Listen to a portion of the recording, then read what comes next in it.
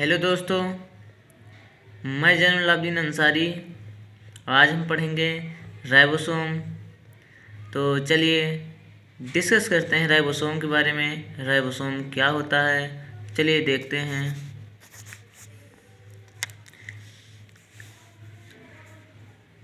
Robinson and Brown see in the plant cell.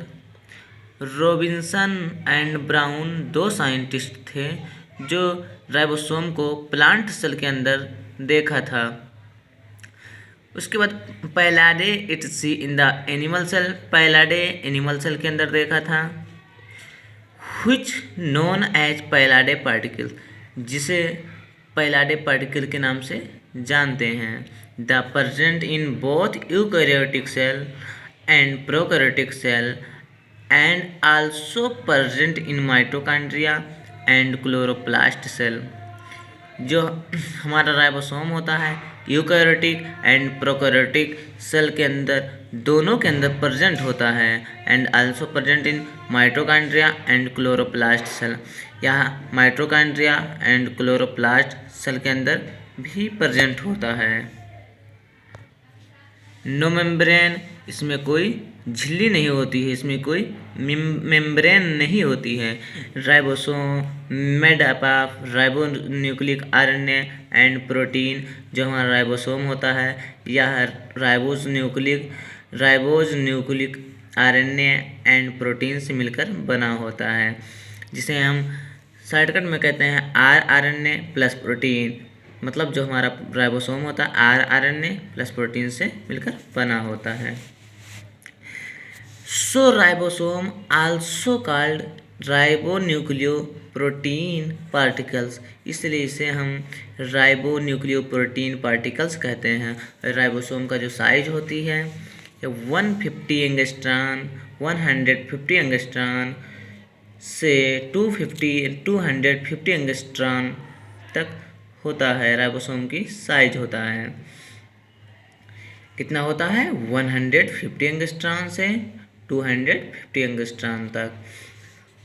Ribosome on the basis of sedimentation coefficient, ribosome sedimentation के आधार पर, ribosome को sedimentation coefficient के आधार पर it divided into 2 parts, 2 भागों में divide किया गया है। Number 1 70s, number 2 80s। दो जो राइबोसोम के यूनिट होते हैं 2 टाइप के होते हैं, स्मॉल सब यूनिट एंड लार्ज सब यूनिट। तो जो हमारा स्मॉल सब यूनिट होता है 70s होता है, और जो लार्ज सब यूनिट होता है 80s होता है। 70s राइबोसोम हमारा जो होता है या prokaryotic cell, mitochondria, chloroplast cell के अंदर प्रेजेंट होता है। जो हमारा 80s राइबोसोम होता है या यूकैरियोटिक सेल के अंदर प्रेजेंट होता है। और ये यस क्या होता है, यस हमारा स्वीडबर्ग यूनिट होता है। जब हम इसे सेकंड में देखते हैं, स्वीडबर्ग यूनिट को जब हम सेकंड में लिखते हैं तब 10⁻⁻13 सेकंड होता है। इसका चलिए देखते हैं वेट क्या होता है।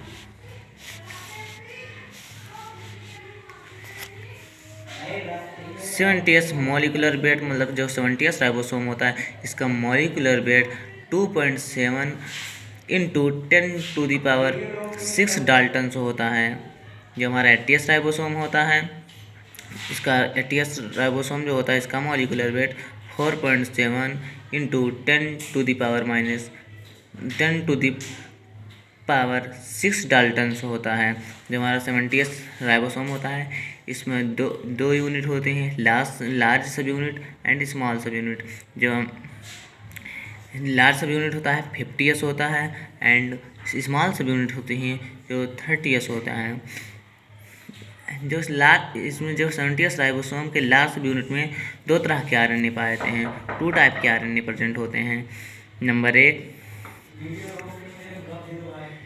23s टाइप के आरएनए प्रेजेंट होते हैं, एंड नंबर 2 5s टाइप के आरएनए प्रेजेंट होते हैं। जो हमारे स्मॉल सब यूनिट होता है 70s के स्मॉल सब यूनिट में 16s टाइप के आरएनए प्रेजेंट होते हैं। चलिए देखते हैं टीएस। ऐसे हमारे टीएस राइबोसोम में लार्ज सब यूनिट में इसमें जो टू टाइप के जो हमारा राइबोसोम होता है एटीएस में, लार्ज सब यूनिट 60s का होता है एंड स्मॉल सब यूनिट 40s का होता है। लार्ज सब यूनिट हमारा जो होता है इसमें 3 टाइप के आरआरएनए प्रेजेंट होते हैं। नंबर 1 28S टाइप के आरआरएनए प्रेजेंट होते हैं। नंबर 2 5S टाइप के आरआरएनए प्रेजेंट होते हैं। नंबर 3 5.8S टाइप के आरआरएनए प्रेजेंट होते हैं। और जो हमारे स्मॉल सब यूनिट होते हैं यानी कि 40S जो होता है स्मॉल सब यूनिट, इसमें एक ही तरह के आरआरएनए प्रेजेंट होते हैं जो 80S आरआरएनए प्रेजेंट होते हैं। चलिए देखते हैं नोट क्या इम्पोर्टेंट चीज़ है। जब हमारा 80S ribosome 80S plus 80S ribosome 2 80S जब आपस में मिलते हैं तो 120S डाइमर बनाते हैं। 120S का डाइमर बनाते हैं। ऐसे हमारा 70S राइबोसोम होता है जब 270S प्लस 70S आपस में जब कंबाइन होते हैं मिलते हैं तब 100S का डाइमर बनाते हैं। जैसा कि जब 80S मिलते हैं तो 120S का डाइमर बनाते हैं और 70S आपस में मिलते हैं राइबोसोम तो 100S का डाइमर बनाते हैं। चलिए देखते हैं केमिकल ऑर्गेनाइजेशन क्या होता है। 70S जो राइबोसोम होता है इसमें 60% आरआरएनए प्लस 40% प्रोटीन होता है।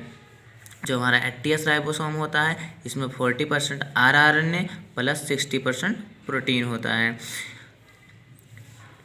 पॉलीराइबोसोम क्या होता है, पॉलीराइबोसोम कैसे बनता है, चलिए देखते हैं पॉलीराइबोसोम क्या होता है। तो हमारा जो पॉलीराइबोसोम होता है इसमें दो सब यूनिट जो होते हैं, 60S प्लस 40S, ये रियल में साइटोप्लाज्म के अंदर ये पड़े रहते हैं।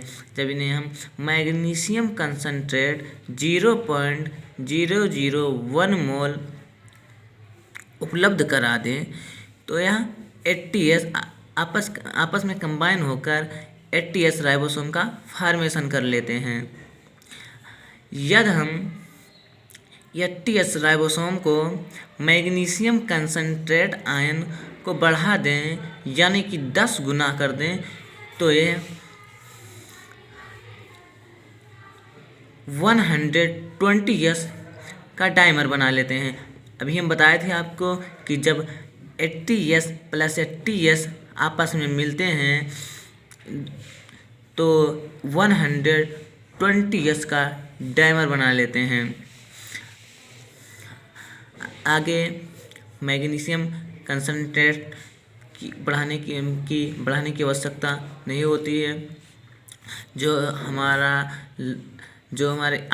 राइबोसोम होता है उसकी जो लार्ज सब यूनिट होती है और स्मॉल सब यूनिट होती है या स्मॉल सब यूनिट जो होती है mRNA से जुड़ती चली जाती है और पॉलीराइबोसोम का फॉर्मेशन कर लेती हैं। ऐसे राइबोसोम का जो फंक्शन होता है, चलिए देखते हैं राइबोसोम का फंक्शन क्या होता है। तो यह प्रोटीन सिंथेसिस करती है and also called protein factory, और इसे प्रोटीन फैक्ट्री भी कहते हैं। राइबोसोम को प्रोटीन फैक्ट्री भी कहते हैं। और इसे कोशिका का मतलब सेल का इंजन भी कहते हैं। राइबोसोम को सेल का इंजन भी कहते हैं। स्मॉल सब यूनिट होते हैं, चलिए देखते हैं किससे किससे बनी होती है। स्मॉल सब यूनिट जो होती है यहाँ number 1 base, number 2 top, number 3 platform. मतलब बेस जो होता है यह आधार, टिप मतलब शीर्ष, प्लेटफॉर्म तो समझते ही आप लोग। तो यह जो स्मॉल सब यूनिट होती है बेस, टॉप, प्लेटफॉर्म से मिलकर बनी होती है। जो लार्ज सब यूनिट होती है तो यह ridge, stock and central protuberance से मिलकर बनी होती है। तो आज के लिए बस इतना ही। तब तक के लिए बाय बाय।